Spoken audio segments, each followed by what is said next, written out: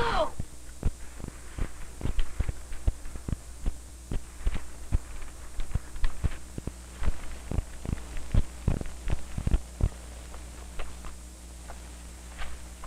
Come on, you guys. We'll get him this time for sure. Yeah!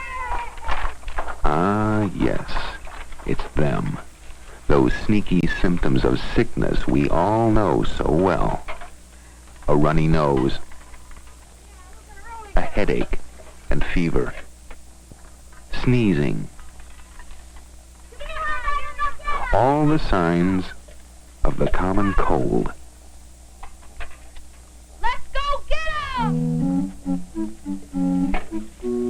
But who are these enemies? You've probably guessed. They are germs which cause colds and flu, the invisible invaders.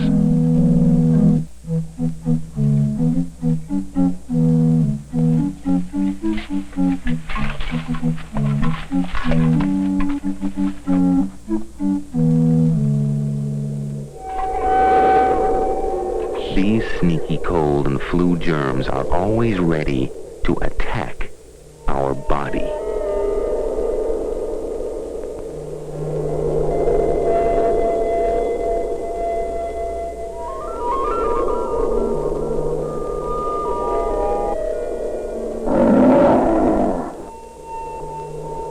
But fortunately, in our body, we have defenders which protect us against such germs.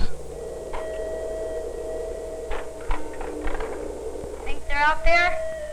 Aren't they always?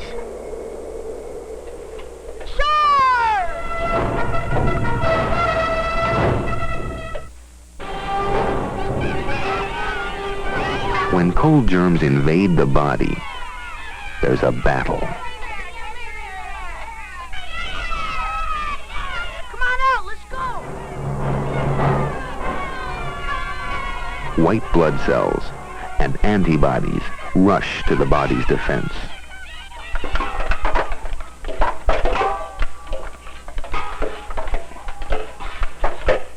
Our bodies are used to fighting off germs. This is normal and natural.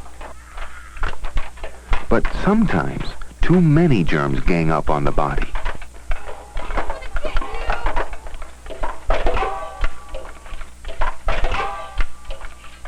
Take that!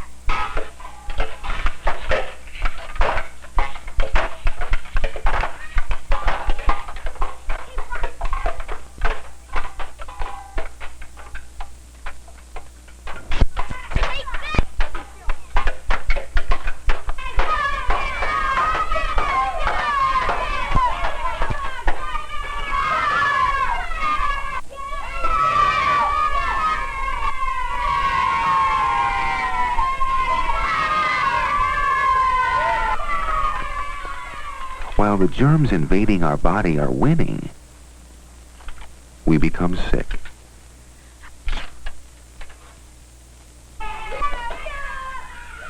But what are these germs which cause us to get colds and flu? While most germs are microscopic, one-celled forms of life, such as bacteria, the germs which cause colds and flu are many, many times smaller.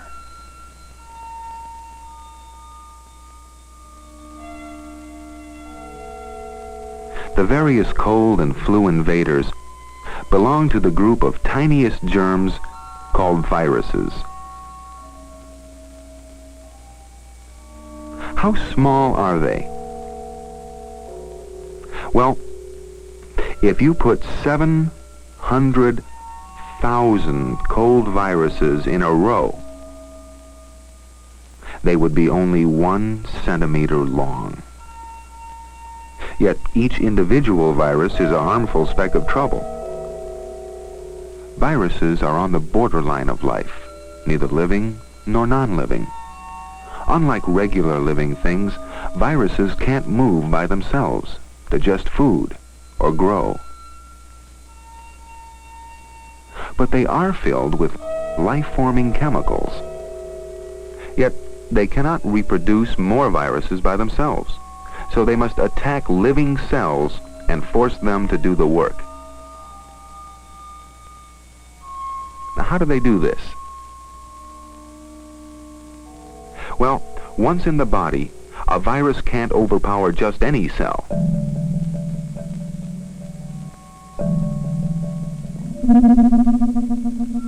Each type of virus can only attach itself to the one type of cell which has a matching part to its own surface. Once the virus breaks into the cell, the real mischief begins. It releases its chemicals to enslave the cell. The invading virus takes over the cell's machinery and forces it to reproduce more viruses. In about 20 minutes, the cell has copied the virus hundreds of times. Such rapid growth often causes the cell to burst, releasing the mass of new viruses, and the cell is left behind to die. The hundreds of new viruses now go on to destroy more cells and multiply again and again.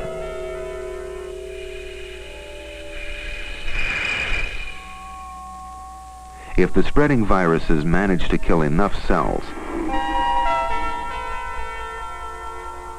we become sick.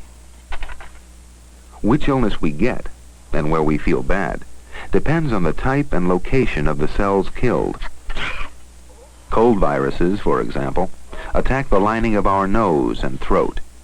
This causes a runny nose, sneezing, and other cold symptoms.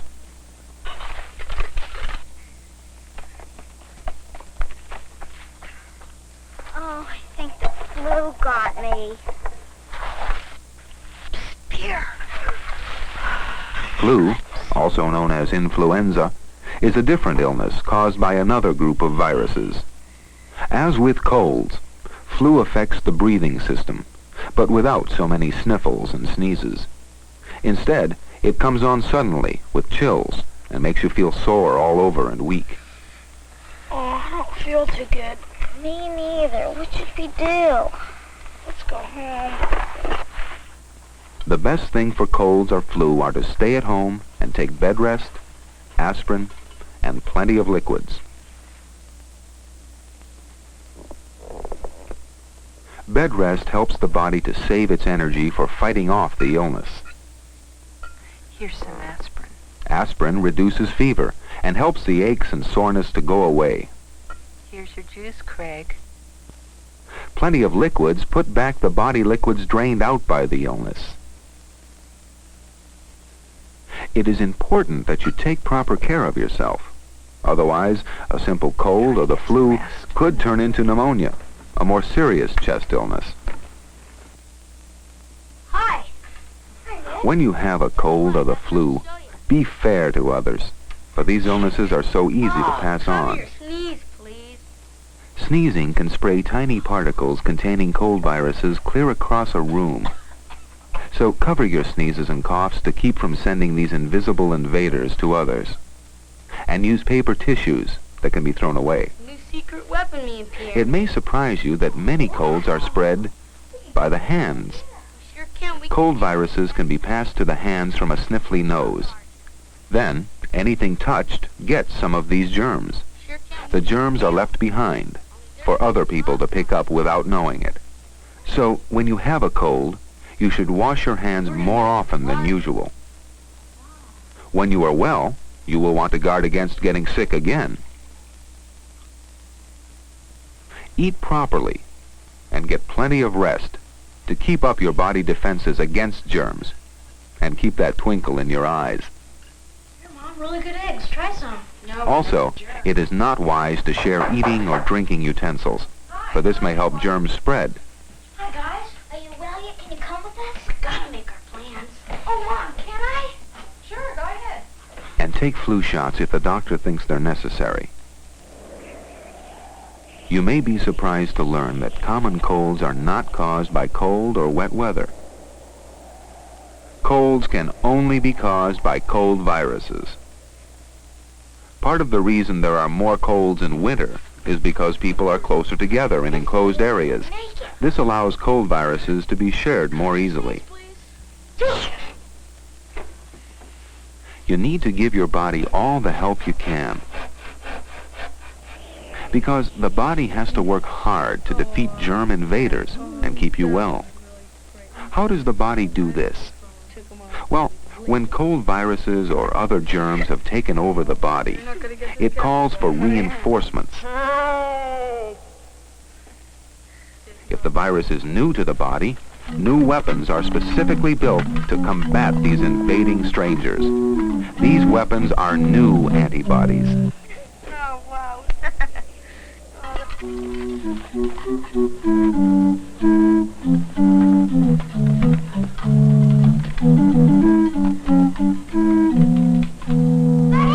Oh, no, they got the new weapons. The body's defense troops surround the battlefield and prevent the viruses from invading more of the body. The new antibodies are made to fit only the new invaders. Each locks on to an invading germ and keeps it from doing any further harm. Then, certain white blood cells destroy the trapped invaders.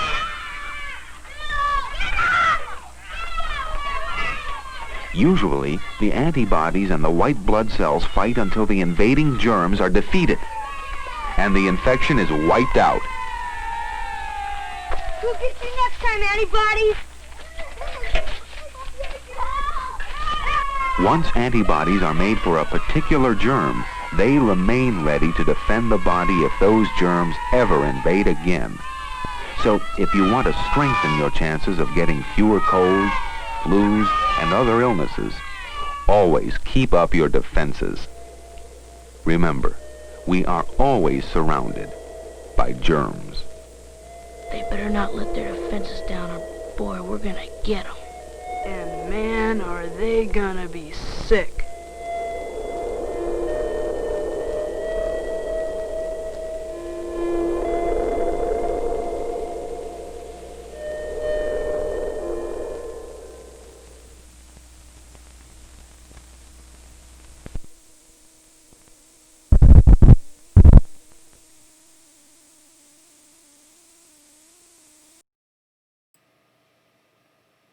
Hello, I'm Skip Elsheimer. Welcome to the AV Geeks Lunchtime streaming show.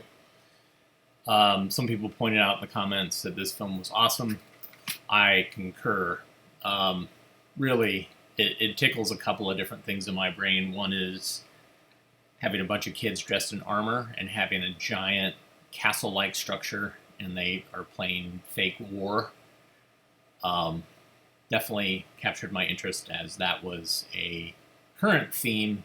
It was a prominent theme when I was a kid.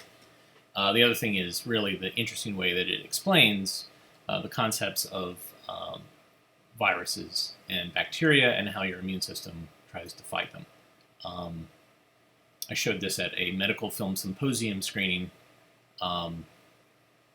with another film collector who showed absolutely horrifying films.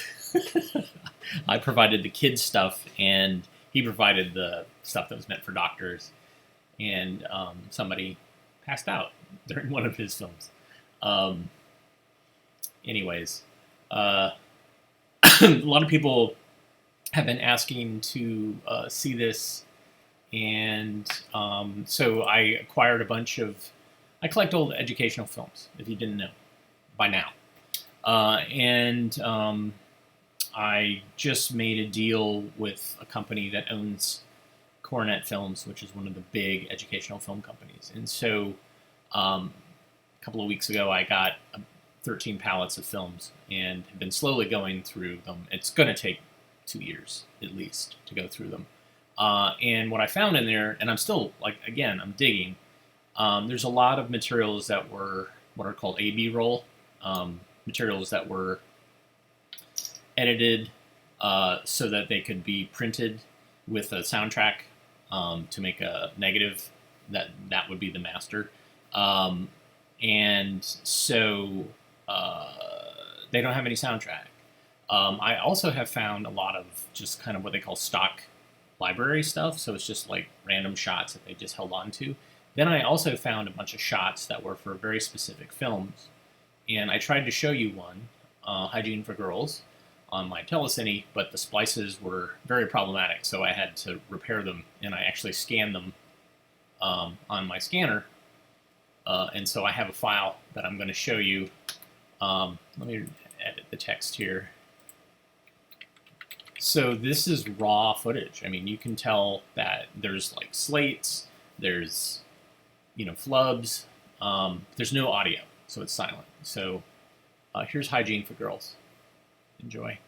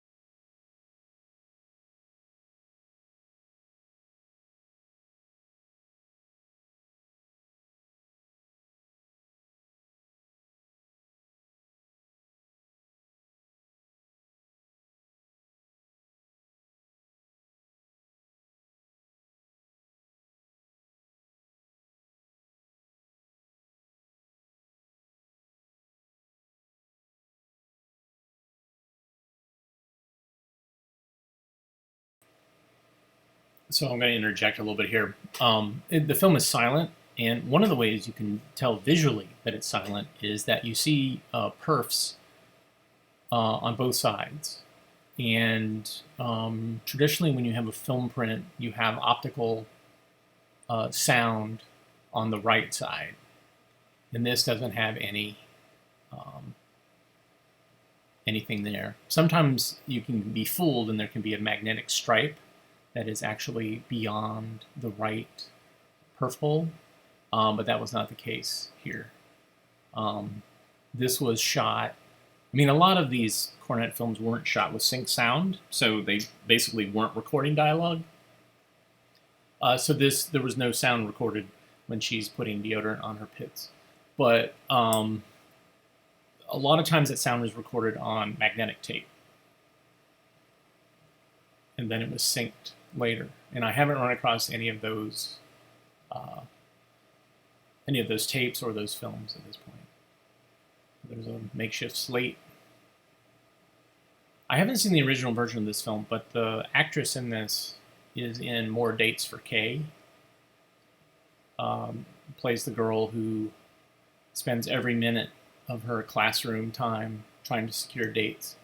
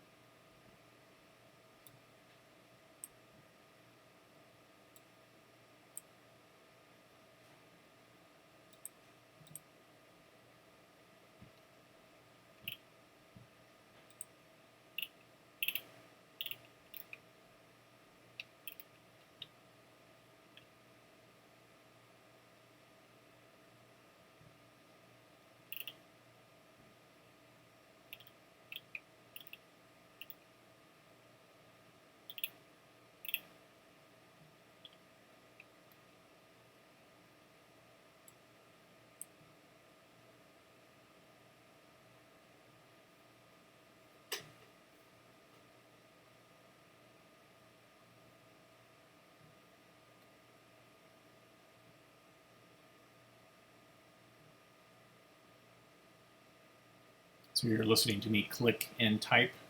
Yeah, at some point I hope to find the actual print of this to see what was used and what wasn't, and is this real? And there's 2 reels of this. So this is what was originally from the camera. So they shot on Kodachrome.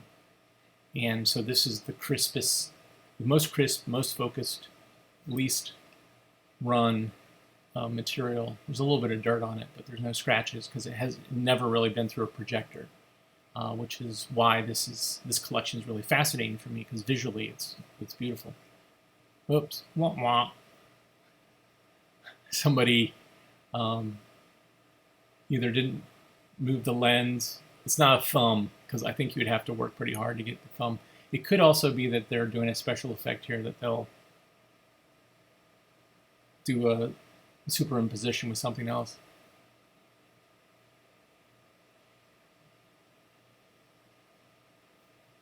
Cornet made a bunch of films. I was just looking to see, I'm trying to figure out actually how many Cornet films were made. And in one year, in the 60s, I think they made 680 films in 1 year, or in 1 decade. So that's like 68 films a year, which is more than 1 a week.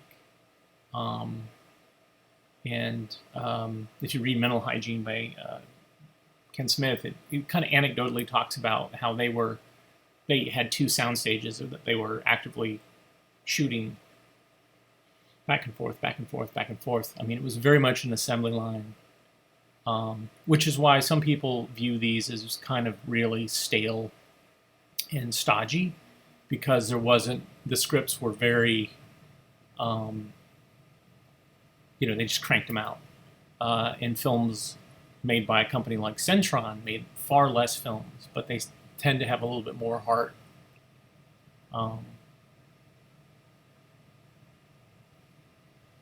Although, you might ask, like, how much heart does a multiplication film need?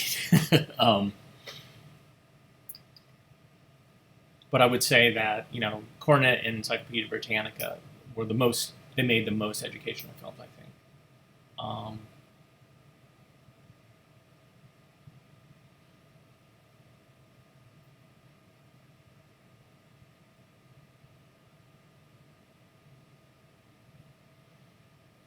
And so one of the things to kind of think about, I'm just going to keep talking because this film is silent.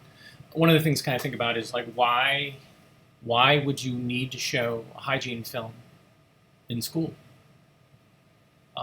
What's the point of that? And basically the point is that you're trying to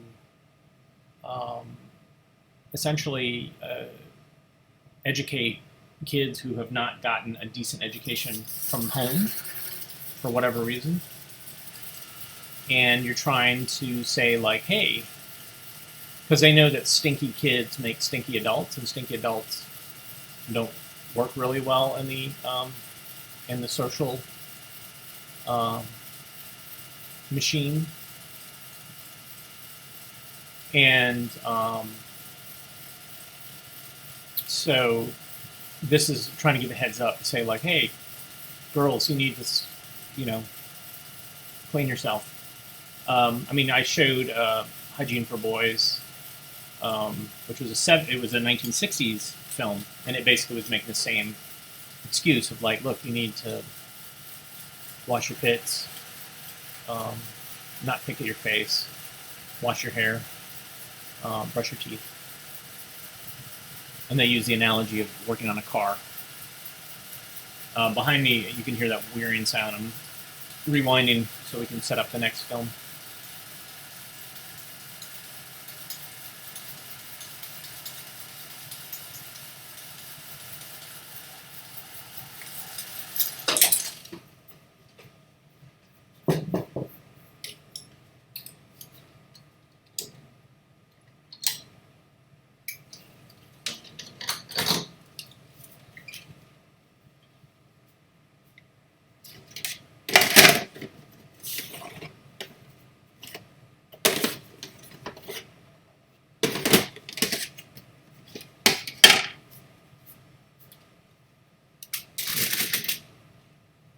So a lot of times there were cornet sets, Oh, I think we're done there. I'm going to continue talking as I set up this film.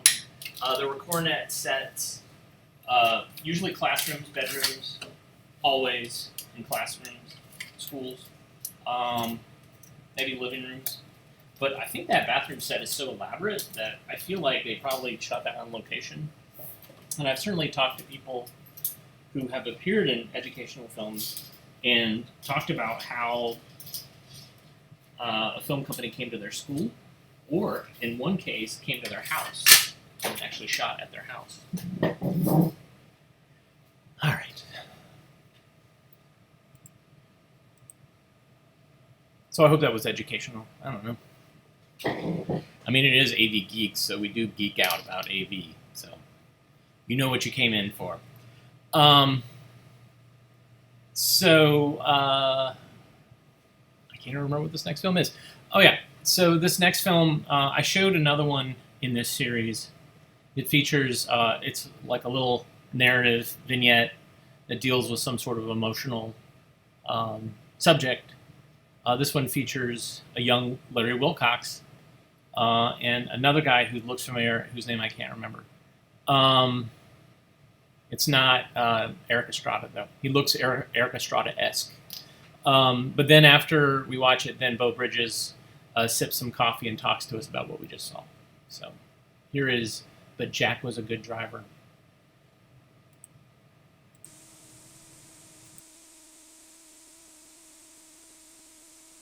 Now Lord, you'll help them. Just for a moment of prayer. O Lord, we take into thy hand the soul of thy brother Jack for safekeeping. Amen. This concludes the service.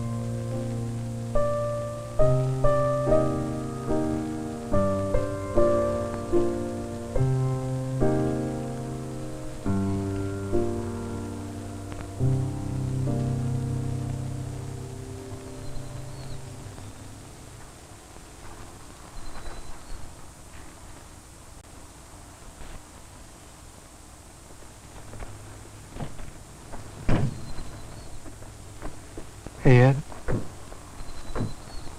Hey, look, if you get there before me, how about waiting outside, okay? So we can go in together? Okay.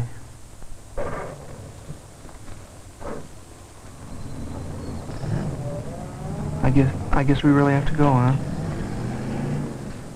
Well, we said we would, now they're expecting us. Yeah, especially Jack's mom.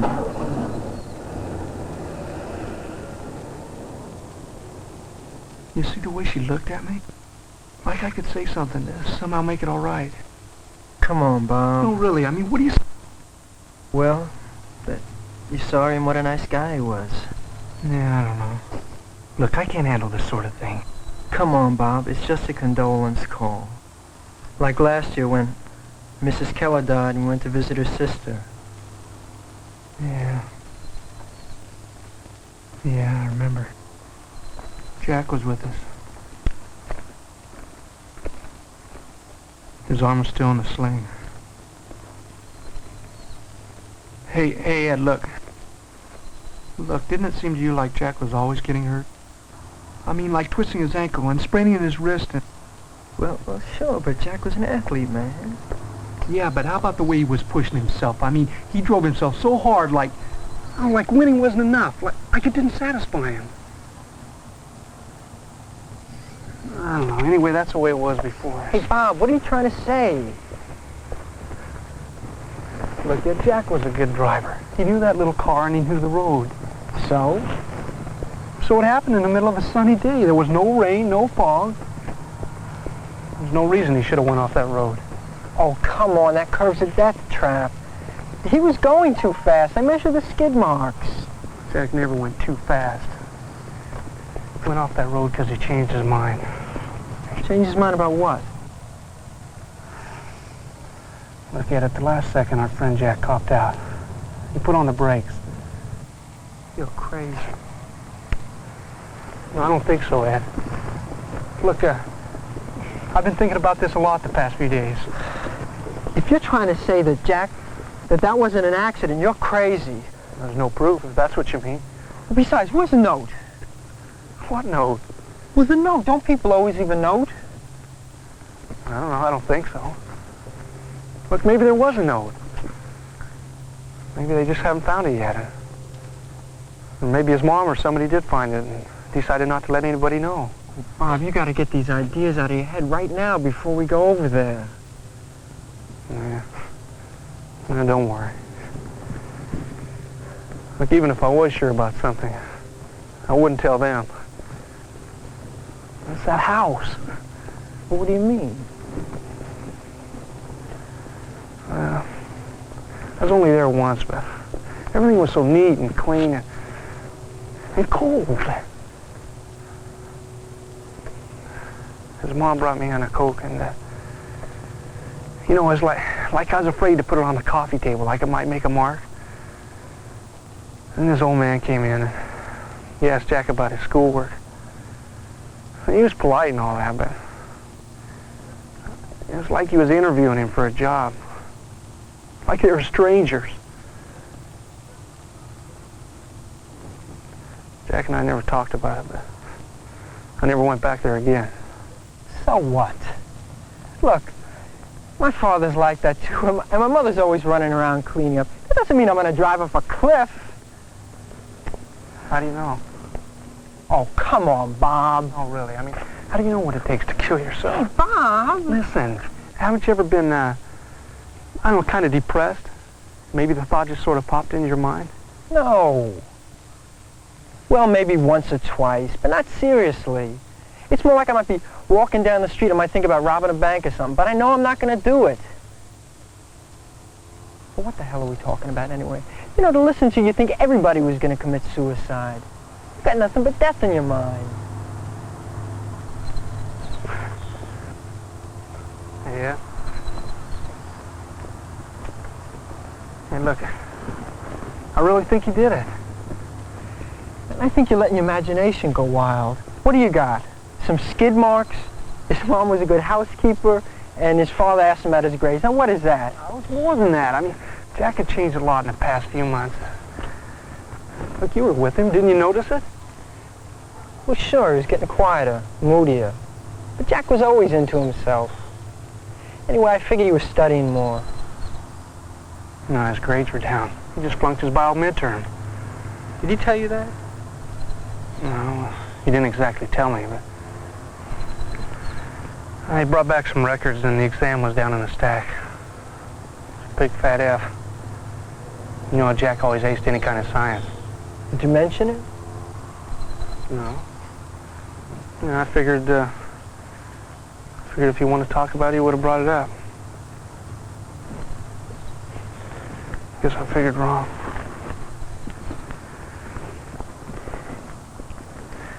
You know, I think maybe he might have put that exam paper in there on purpose. Like maybe he wanted me to ask him about it. Oh, great. What were we supposed to do? Read his mind, psych him out, make like a shrink? Come off it. Ed, we were his best friends. I mean, we should have been able to see something was wrong and put it all together and... What? I don't know, asked him about it. Or told somebody, anything. He did something else, too. Remember that Nikon I've been trying to buy from him for the past year? Well, last Saturday he came over. He didn't even call, he just dropped in. He handed it to me and said I could have it for nothing. So I asked him, you putting me on? He said no. So I asked him why? He said, why not? And I asked him if maybe he was losing interest in photography. He said, yeah. Yeah, among other things. Eddie was trying to tell me something. I was too damn stupid to tune in. What do you think? I think we should have compared notes. Ed, what's the matter? Saturday night, Jack, Patty, and Julie and I went to a drive-in. It was a comedy, and everybody laughed except for Jack. He wanted to turn the sound down because he said it was only funny if he couldn't hear what they were saying. later we went over to my house and we had a couple of beers, and we started talking about school and what we wanted to be, and Jack said he didn't want to be anything. And then he said he sometimes thought about killing himself. And I guess I figured that anybody that talks about killing themselves isn't going to do it. And I told him, I said, you're talking that way because you're loaded. And then I actually laughed at him. Hey, Ed, look, there's no way for you to know. I mean, like you said, I was just guessing. Maybe everything we said was true, or maybe it really was an accident. Yeah, I guess. Hey, come on, we're running late.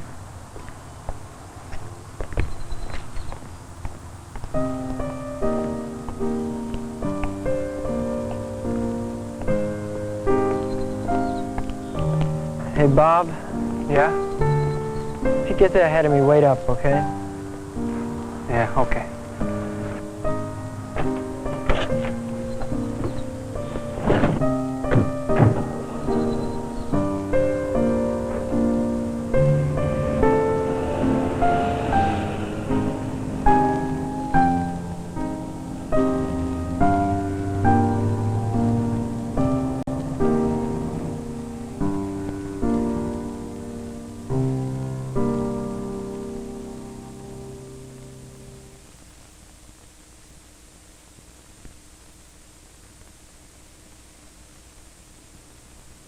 What do you say to people when someone dies?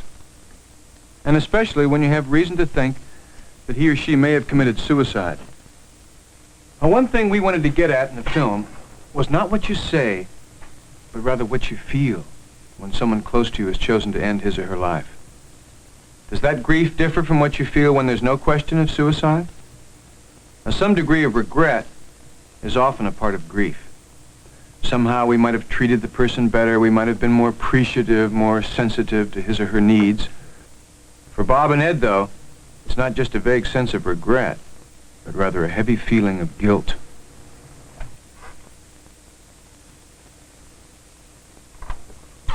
Now put yourself in their place.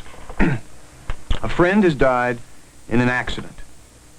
But now a number of things your friend did and said in the days just before his death seem in hindsight like clues, like disguised cries for help from someone considering suicide. Would you have recognized the clues? Suppose at the time Bob had recognized Jack's behavior as suicidal. What could he have done? What should he have done? Asked Jack outright if that's what he was thinking about? Brought it out in the open, even at the risk of looking like a fool or offending him? Gone to someone else with his apprehensions? If so, to whom? A parent? A teacher? Suppose your friend actually said he was considering suicide. Would you take it seriously? Or would you figure that he was just grandstanding or letting off pressure, and that those who talk don't do it? The truth is, many who talk about killing themselves go on and do it. How common is it to think about suicide? Now, Ed admits he has once or twice, but he knew he wouldn't actually do it. How does a person know when to worry about such thoughts? It's not always easy to know to what extent death was intentional. Can there be degrees of intention? What about the sick person who won't seek medical help? Do activities that involve a deliberate flirtation with death, like Grand Prix racing, bullfighting, skydiving, have a sort of suicidal element in them? Suicide's a heavy subject. Many people would rather not discuss it.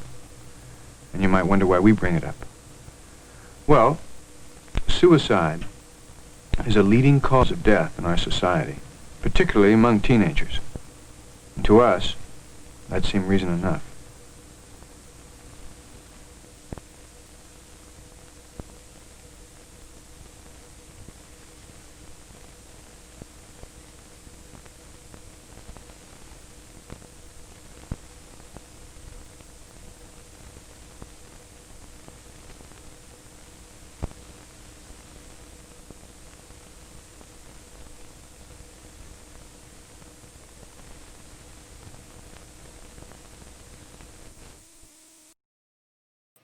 So Scott Columby, that's who it is. Thanks, people in the comments for mentioning that.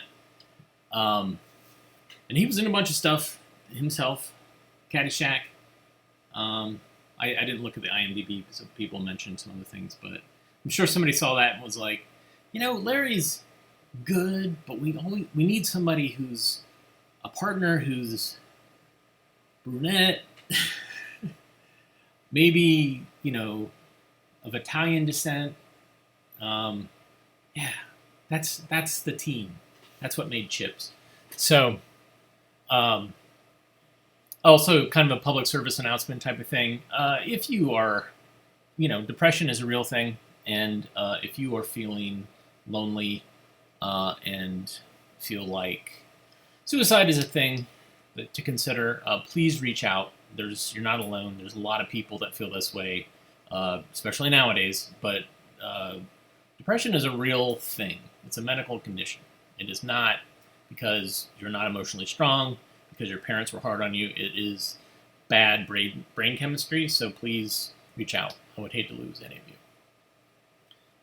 Please know that you are loved by somebody, and reach out if you need help. There's nothing wrong with that. All right, so I mistakenly said that the film, it's nice to have a wolf around the house. It's so nice to have a wolf around the house was made by the same people that made The Point. I was very, very wrong. But I did find another film that the filmmakers made called Louis James Hates School. And this is a really great film. First time I showed it to a bunch of people, they loved it and requested to see it again when I did a best of show. So here's Louis James Hates School.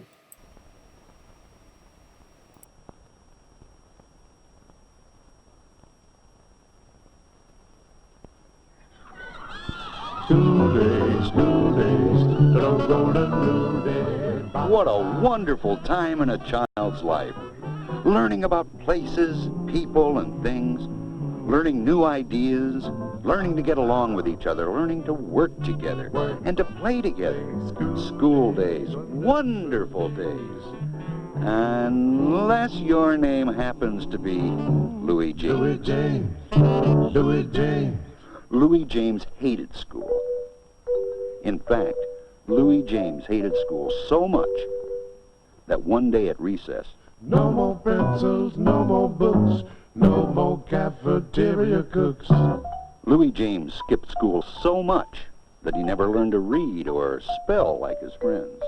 Who needs to learn those dumb things? I'm gonna get a job today and make a lot of money. I'll be so busy. I won't need to read books and spell stuff. And so, Louis James headed for town to find a job. He looked for the employment agency where the man gave out jobs. But because he couldn't read, he made a mistake right away. This must be the place. Are you the man who gives out jobs? No, I'm the man who sells groceries. Can't you read? Said the grocer. The guy you're looking for is down the street, 2 doors. I knew that, lied Louis James. I was just checking on you. And so Louis James went to see Mr. Clinker, the head job person. You say you want a job, huh? You bet I do, Mr. Clinker. I want a job in the worst way. Louis James waited patiently while Mr. Clinker shuffled through a pile of papers. Can you read and spell, young man? Does a bear growl in the woods? Of course I can read and spell. Those are 2 of my best things. Louis James lied again. Here's a good one. ABC Skywriting Company needs a pilot to fly the plane and write smoke messages in the air. Yahoo! It's a snap, said Louis James. Big money, here I come. Louis James didn't have an easy time. His boss was in the plane with him, and he was getting worried. Hey, kid, don't you see that sign? It says to go up, pull back. Go up, pull back, do it.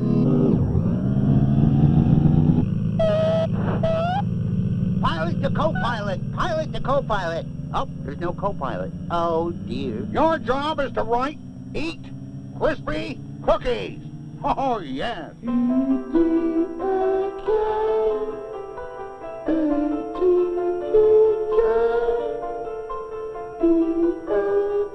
No, that's not how you spell eat crispy cookies. Louis James' boss was getting madder and madder until finally... You are fired. Oops. Who ever heard of a skywriter who can't spell? Who wants a dumb job like that anyway? Who wants to be able to spell Yucky, yucky, yucky, crispy, crispy cookie. Flying doesn't seem to agree with me. Is there something else I can do? Something without spelling. It's such a bore. Mr. Clinker looked through his files. Here's one. Someone to drive an ambulance. An ambulance driver? That's great! Lights flashing, siren on, beep-boop, beep-boop, beep-boop. Now that's for me! Uh-huh. Try not to make so much noise, and, good luck. Get me to the hospital as quickly as you can, young man. I hurt all over. I don't know the way. Just follow the signs, you ding-dong. You can read, can't you? And one other thing, young man. Turn on the siren! How? Read the directions. Right there it says, pull to turn on siren. Pull the lever, check the gas.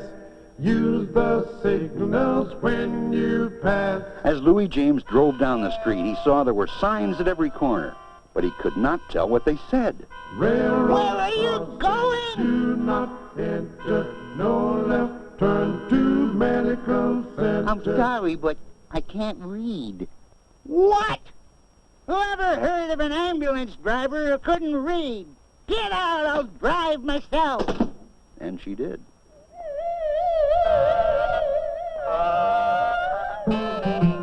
So you can't read a spell, huh? Hey, Lou, Who wants to drive a dumb ambulance anyway? it's up to you. Driving ambulances is sick. I suggest you go back to school and forget about a job for now. Oh, no, you don't. I hate school. I'll never go back. Louis, Just get me a job with no reading or spelling. Dooey. There aren't many of those around. There must be something I can do. Here, give this one a shot. What, is it? Night watchman in a haunted house. I don't like this place a lot. It's eerie. It's even eyesy, nosy, and throaty. I don't care for it a bit. I think there's something very strange going on here, probably a tale that is yet to be told. Goblins, ghosts, and black cats. Zombies, snakes, and bats. Seeing is believing. I think I feel like leaving. Well, I hate to eat and run. However, Remember, right, it didn't last one night. have you got something else? Louis, Something a little less, scary? Here you go, Chief. You can be a taster in a spinach factory. Yeah, I'm not too crazy about spinach. Then go back to school. I like spinach a lot better than school. how can they do this? At least I thought I did. Makes your teeth green. Try this one. Snake snuggler in a sideshow. What does a snake snuggler do? Whatever the snake wants him to do.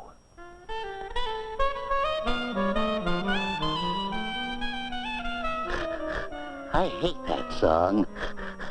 Play something else. I don't know anything else. You mean you don't read music either? Leave your resume at the desk. Next, Louis James got a job in a zoo as a tooth and fang brusher. Ugh. But he didn't like it too much. Woo-hoo-y. I gotta get a toothbrush with a longer handle. Wasn't the job any good? Yeah, the job was good, but their breath was bad. He tried a lot of other jobs. 11,321. 11,322. I hate this job. I lost count. 1. He was a pea picker, a pickle packer, and a prune peeler. Until finally, Louis James said, I quit! I quit! I quit! Louis James ran all the way back through town. I'll see you in a few years, Mr. Clinker. I'm going back to school. You're a smart boy, Louis James. A smart boy. Good luck to you.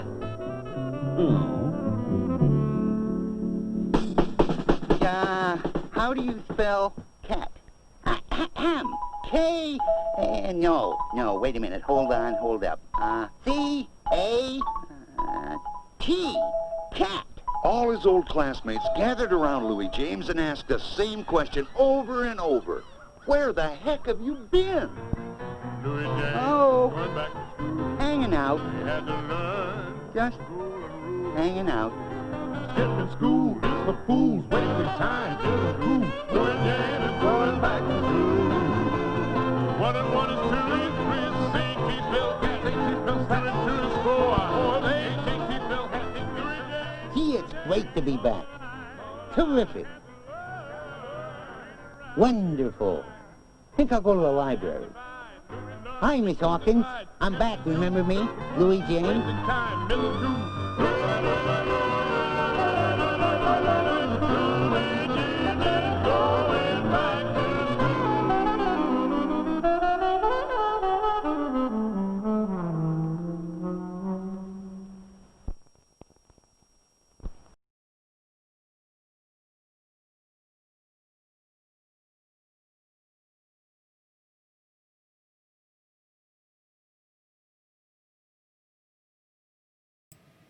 So, it has a similar vibe to, it's so wonderful to have or so nice to have a wolf around the house. I very much enjoy it. And it's funny, it's funny for kids and it's funny for adults too. And that's a good sign for an educational film, I think. And it does, have a message, which is stay in school, learn how to read, and then you won't be stuck with a crappy job. Although a snake snuggler sounds fascinating to me.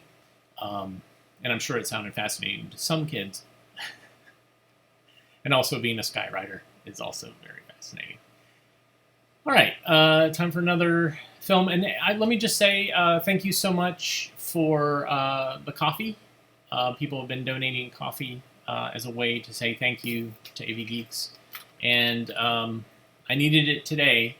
Last night we had crazy flooding, and so the basement here got a little wet, and so my wife and I had to shop vac until the wee hours. None of the equipment or films were endangered, but it just, I don't know, big pain. So coffee helps with times like that, and so thank you so much for your coffee and for your attention. All right, this next film, let me just go ahead and switch over. That is what we call, depending on who's describing it, it's either a leader lady or a China girl, or there's also leader lads. And this is something that's put at the beginning of a film for the lab to kind of process to make sure that the colors are right. And you can tell that the colors are a little off because the film is faded a little bit. This film is called The Cow and the Sprite. Enjoy.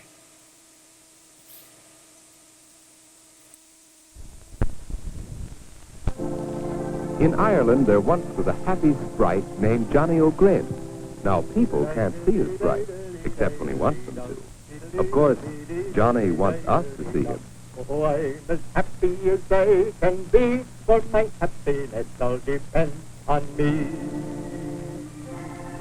Ah, look at the sky now, and the trees. Ah, it's a beautiful day. and the grass is as green as... Oh, well, I'm a sprite. What's this? Why, it's a great glittering button.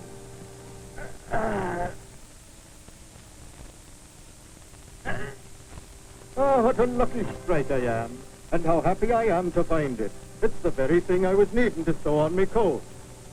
And here it is, a big, bright button.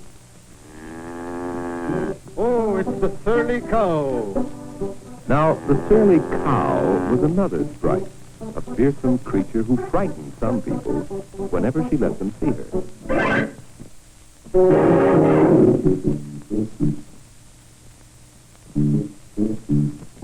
Good morning, I'm sure. What have you got to be so happy about? I found a button, see? Where? In the grass. It's a pretty button. I want it. You're welcome to it. Huh? If it'll make you happy. Of course it will. I want the button. Put it down here. Just as you say, my friend. There. Now I have the button and you have nothing. So you can't be happy anymore. Oh, yes, I can. I can enjoy the things around me. That's good. Yes, it is. Because you won't get the button back. No, say no more. I don't need to have anything to make me happy. Oh, go jump over the moon. You do, too. No, I don't. You do. I don't need a thing to make me happy. You do, too. I don't. You do. I don't. You do. I don't. Ah, you do, too. It appears we do not see eye to eye in this matter. No, we don't. You show me. You just show me someone who's happy without having anything, and I'll jump over the moon. All right. Look there.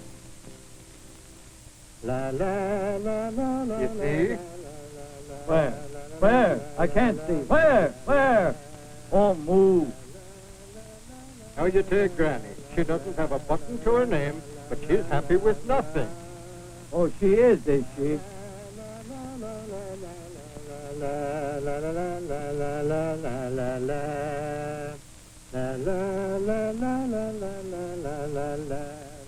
Doesn't she sound happy? Huh.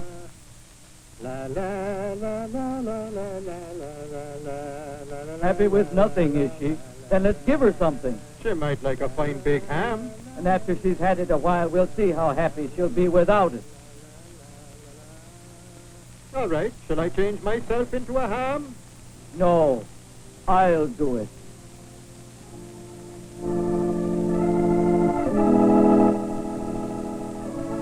Now that's a very good likeness. Here she comes. Well, she can't see me. I'm a sprite. Mercy me, what's that? Ah, the sweet smelling roses.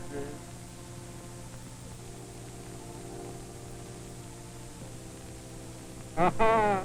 She doesn't even notice you. How could she see me? Off at the side of the road. She saw the roses. Well, fetch her back. All this magic. For nothing. Mercy me, I must be looking at the road, or I'd be treading on the wee sprite.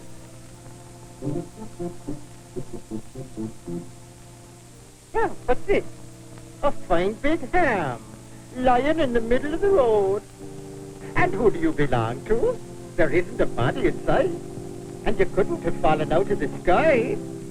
Still, it looks all right, and since no one's here, it must be mine. It's happy I am to be finding this ham, and I'll just wrap it up in my shawl and take it home with me.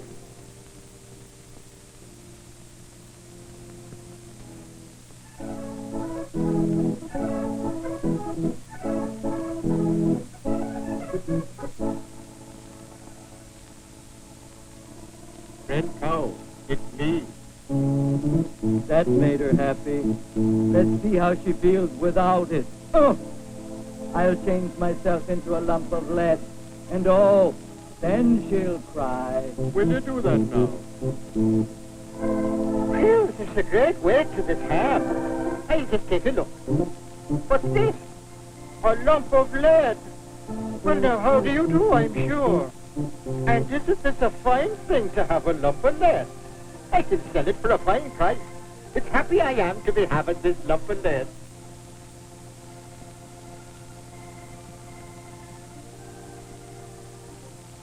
You see, she makes the best of what she has, so she's happy.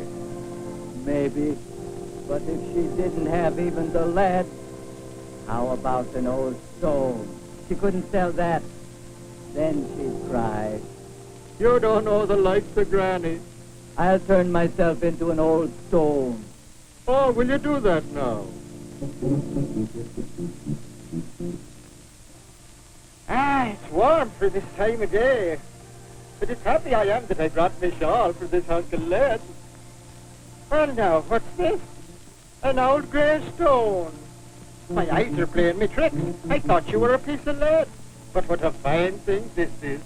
For I was just needing a stone about this size to hold open me door.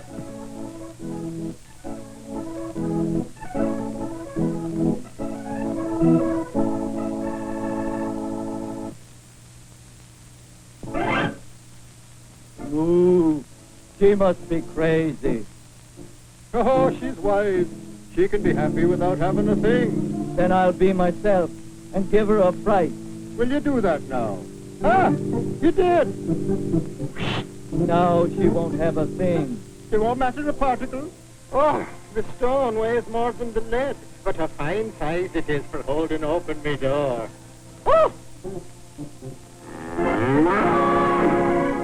It's the surly cow. Now, isn't that fine? Most folks never see a sprite at all.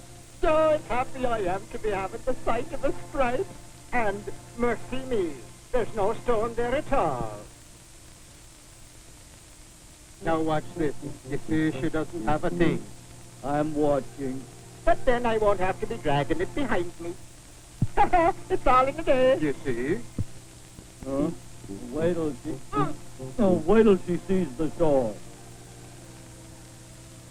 Ha! There's a gaping hole in me very best shawl from dragging it along the road. That's a fine thing, I must say. Now she'll cry. What? Why, the hole came right in the middle. I can throw it over me head and wear it for a coat. Now, wasn't that clever? And it's happy I am to be having a new thing to wear. Try, will she? Hmm?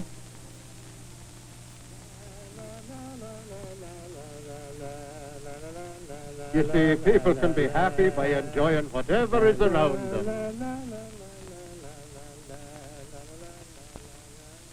Well, I said I'd jump over the moon. Oh, to be sure.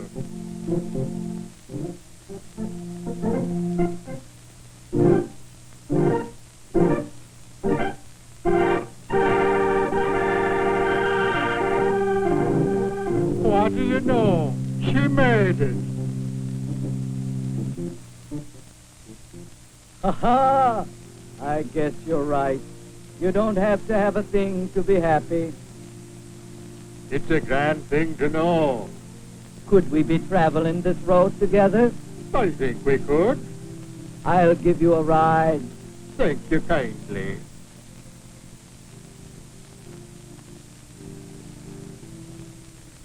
Oh, I'm as happy as I can be, for my happiness all depends on me.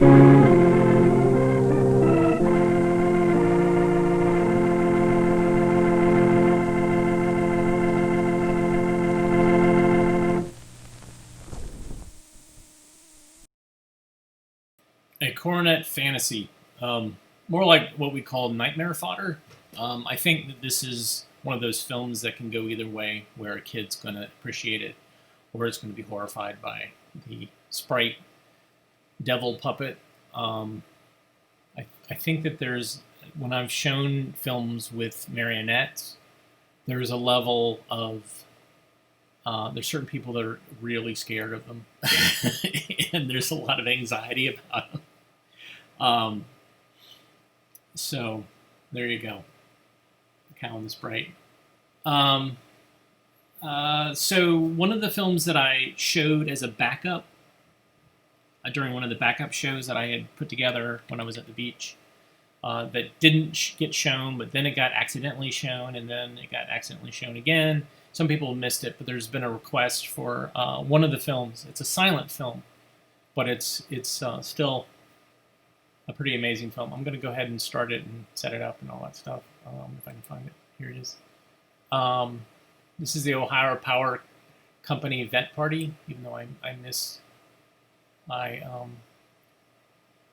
didn't do it right in the description. So this is silent. This is basically home movie footage. So it's set up on a tripod, and it's people going into some sort of hall. And this is similar to, there are some itinerant films where people would be shown exiting a school or a factory or whatever as a way of basically trying to get as many faces on the screen as possible, so that when the filmmaker returned and booked a theater, like those people that were in that movie would show up and watch it, especially if their kid was in it. So this is definitely documenting people coming to some sort of party. I got this film in it was a batch of films on eBay, and it just said basically box of films from about electricity. And so that was back in the early days, and so I got it pretty inexpensively, and in it was electric heating. Electric heating goes to school, which I've shown, which is basically an ad for adding electric heating to your school versus a boiler. And then one called it's called Erecting Power Pylons. That one I haven't digitized yet, and it's basically a helicopter, like, helping to erect these giant high tension lines, towers. But this one by far is the most amazing, and I've shown it a lot when I can. I actually did a home movie day in Albania, and it was difficult because we weren't really clear on how to tell people in Albania what home movies were. And so I had a bunch of stuff that I was just showing. And eventually people got it, because we just didn't know how to translate the term or the concept of home movies. Mostly because Albania was kind of its own little communist country. Okay, now it's going to get a little interesting here. So Albania most people didn't have home movie equipment and didn't shoot home movies unless they were very rich. Of course, the secret police did shoot a bunch of home movie footage for surveillance purposes, but the average citizen, there was no Kodak dealer there. There was no person that was selling cameras. But anyways, I showed this there, and it was a hit, and people started understanding what I was wanting, and then somebody brought home video that they had shot of the streets of Albania. So this seems very generic as far as, here's a bunch of people going into this hall. Is this an event? What is this?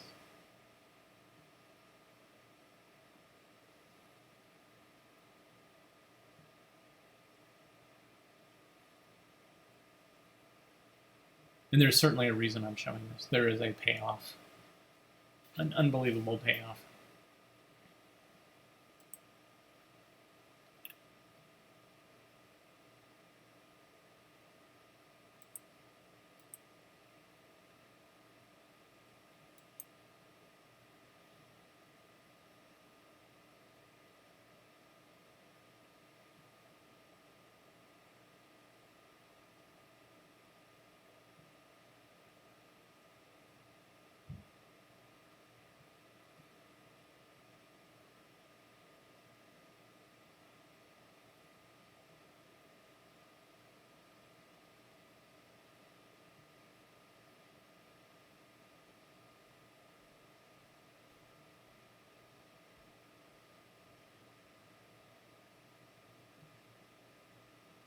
All right, I'm going to leave it to you to try to figure out in the comments what the hell is going on.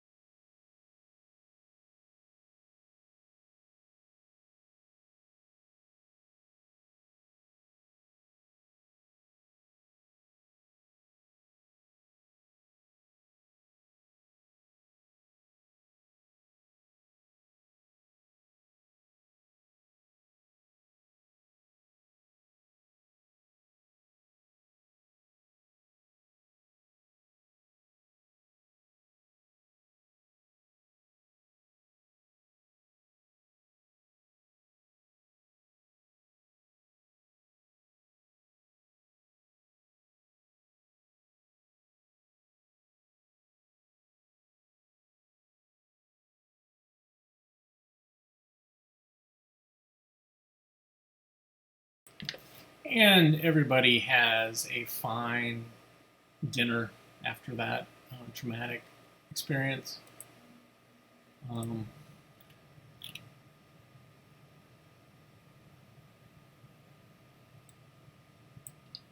and everybody has a fine dinner after that traumatic.